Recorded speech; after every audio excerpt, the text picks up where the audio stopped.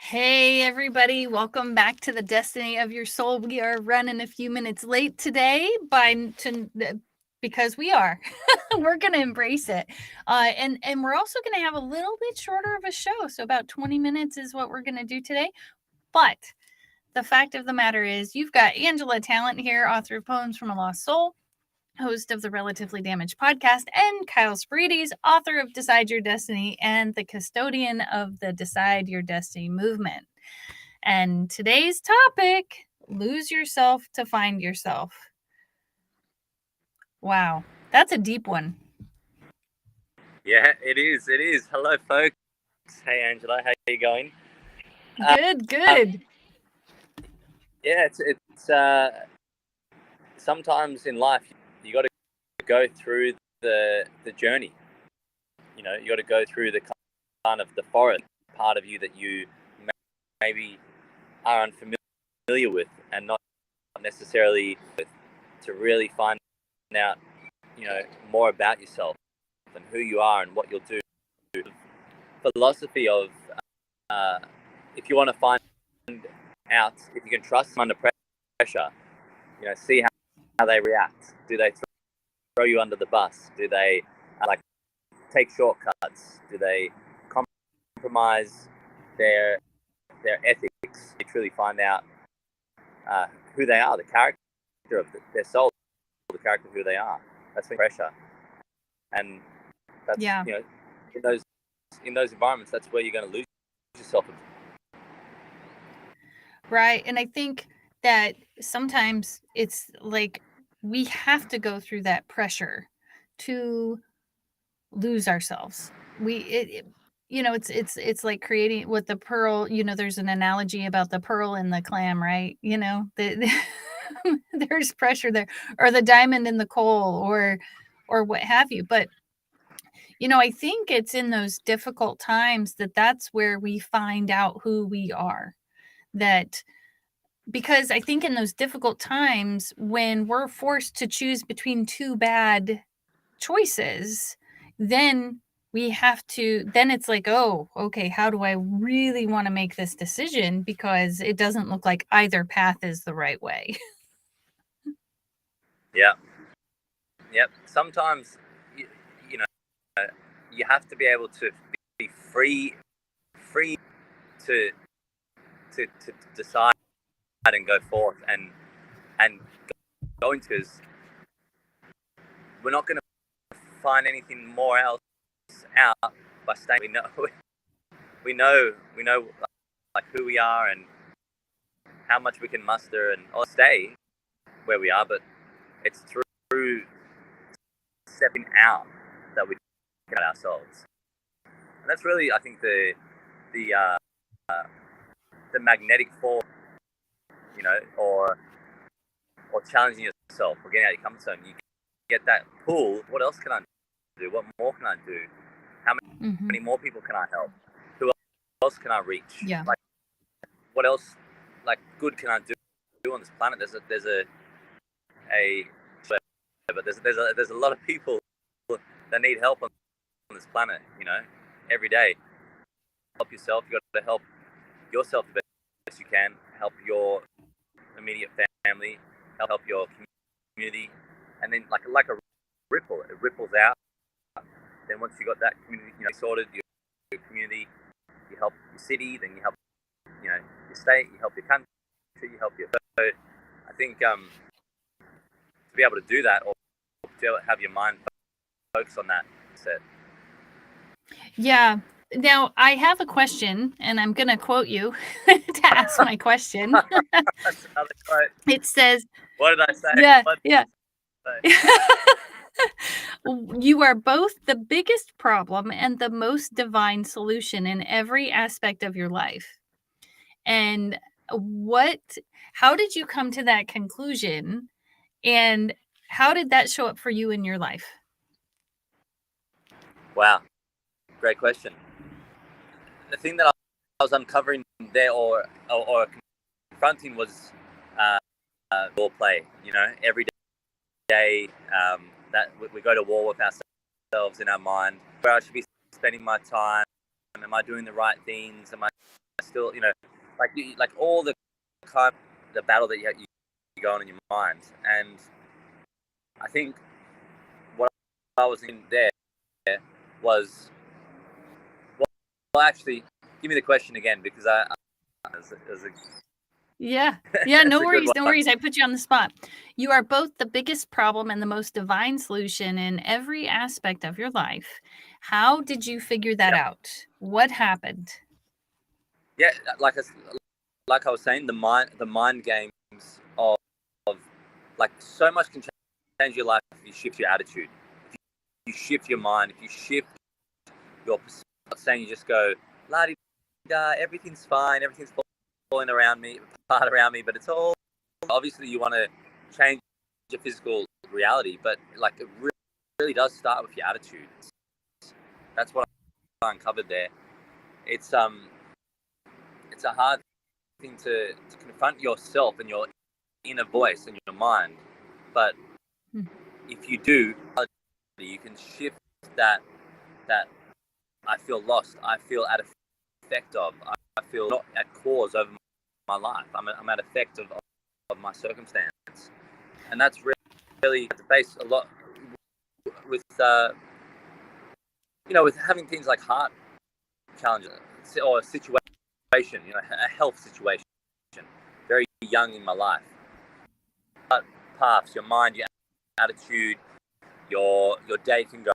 You can go into depression, regret, why me, poor me, no one else, and everyone's got parts of their life that no one else has to face.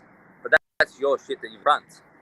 And the quicker you can pick up your load and carry it, then inspired in life and get excited and get engaged and go, wow, well, how am I going to use this use this as a plus, as an asset, not a liability? How am I going to use this to connect with more people and help more people? And then you just keep unraveling more heart and soul when you're able to flip the script, because it's been preset in a negative way, and the script has been, whether it's your family, whether it's the negative you have already, the script has been written, but we are the ones that actually have to change the script, advocating, just that everything's fine. No, go out in the world and make but it starts with the attitude of, hey, no matter what's facing me, no matter what's against me, the human spirit, I'm going to get up and face it and deal with it and problems. And that's an inspiring place to be. Yeah. I'm just wondering how you recognized, it sounds like there was a mindset. You started to at some point recognize something you were saying in your head, or a story you were telling yourself. And I'm thinking there were stories that you didn't at first recognize, but then you did. Was there, was it just the incident of the heart, or what was it that helped you shift to see, oh, these are the stories and they're not helpful, I want to go this way? It's, and this is like, a lot of times people ask, like, what was the one moment, or what was the one lesson, or what? There's a ton of ones that, and it's that repeated, like those repeated reminders. Morning, waking up, seeing scars like on my torso, and just going like, whoa, like, here to expand. I'm here to help other people. The other day, I was celebrating 30 on the 5th of February, but because we're moving around that time, I celebrated early. I was like, man, I just want to help a lot of people. I don't know why it is or what it is, but I just got this energy. I was like, I had to tell people this drive. So another big part was, realize the lower tone voice that is always there. So I'd wake up in the morning at 4 a.m. and then I'd hear this voice going, "Oh my God, I hope my heart doesn't explode." And I was like, "What the hell, boy, being there?" And then I go and have a cold shower, and that anxiety there, and just when I raise my awareness to it, and then I was able to shift like the attitude that we're talking about. But it was the kind of shock of real long. I think that's an important thing for all of us to realize. Many times, voice. What is that mind? Because like if we keep beating ourselves up, public speaking, you were sweating when you did your first podcast. No, who do you think you are? If you keep telling yourself that, and then you go and try, like, do a podcast, and, like dialogues that you're trying to deal with, and like, life is a beautiful challenge already. Like or to go out and step out the normal confines requires a lot. It requires a lot more when you're in it. Yeah. That ability to be able to go. Yeah, definitely. And I love how you pointed out that it wasn't one moment. It was maybe that moment happened and then you started to recognize, and then it took many moments to shift. And I'm thinking on some level you're still shifting today. But with that said, we're about halfway through for how long we're going to be on today. So I want to make sure that I share my poem before because me, I can ask questions all day long. And make sure you do the poem twice. Yes, sir. You got it. Okay, so this poem is actually called Opportunity. And it asks some questions. So I don't know. This one's interesting. So, and I did add some more after I sent you what I thought it was going to be. So we will see what happens. So it goes, what happens in that? Yeah, right. What happens in that wild, chaotic part of life? How do you show up? How much do you learn from the problem, the challenge, the struggle, the failure, which is, dare I say, opportunity? Now, this is what I was created for. So I'll do it again because I know how you love it twice. And again, the title's Opportunity. What happens in that wild, chaotic part of life? How do you show up? How much do you learn from the problem, the challenge, the struggle, the failure, which is, dare I say, opportunity? Now, this is what I was created for. Love it. Powerful, folks. Powerful. And a quick note. It's like what you were saying earlier, like how many one times, it's the same thing with poems. It's the same thing with, positive, like postulation, like feeding yourself those good, that good talk. I've got this podcast. I can show up. I can do this. I think it's, there's so many voices that your own voice that go against you doing something, and you'll notice. Like, I mean, that's why this, the connection that we've got is so great. Because you send me a poem, like, yeah, I love it. You cheer each other on, because so many times you get something, and people around you will go, even if they mean well, oh, I don't really think, you just start getting the compression, the weight of the world, like on, and then you never go out there and do anything with it. And then you're stuck in this place of apathy, or just helplessness or uselessness, and you're like, you would be better off there. You'd be better off just doing your first podcast, your first art piece, and then bang, learn from the mistakes, learn from what you want to better. That's the thing that I loved about learning was really photography is like, it's like trial and error, fail and repeat and get better, and it's you're just doing that cycle, that repetition. You're getting the reps in so much through that, and so that's what I think is really, really important. I'm really excited because I just had like a little epiphany. That's why I'm like, huh. But because I thought, and then we do have a comment I'm going to share, but what happened inside of me, what I was thinking is that, now I get to maybe be curious instead of worrying about what's going to happen. What if I could be curious and surprised, which are two of my favorite words, about who I'm going to be in the next moment, instead of deciding who I'm going to be in the next moment and putting a cap on whatever that's going to be. Like, I never really thought about it that way. Every time I decide how something's going to go, I don't leave room for anything else and then I probably don't even see the possibilities, right? Like, I have no idea about what the possibilities are. But so that was my little aha and epiphany. But I did want to share our Facebook user, which I'm not sure who it is, but hello, we love you. Thank you for coming. Says, bask in the discomfort to create a new comfort zone. That's a good quote. I'm envisioning laying on the beach being uncomfortable. No. That's a line, ladies and gentlemen. I like that. Yeah. Let me know who this is so we can attribute it to you. Please.